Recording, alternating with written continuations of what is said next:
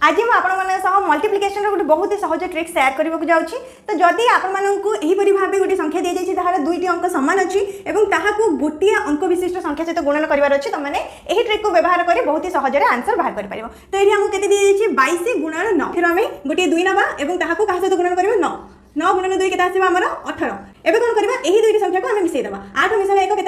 9 से भाव 5 गुणन 7 5 गुणन 7 35 3 मिसाण 5 8 19 गुणन 3 9 गुणन 3 27 7 मिसाण 2 9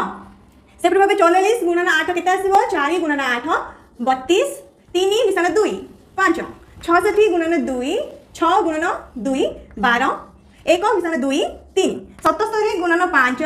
7 गुणन 5 के 35 3 मिसाण 5 8 एवं 19 गुणन 8 केते हबो कमेंट सेक्शन रे जणाओ।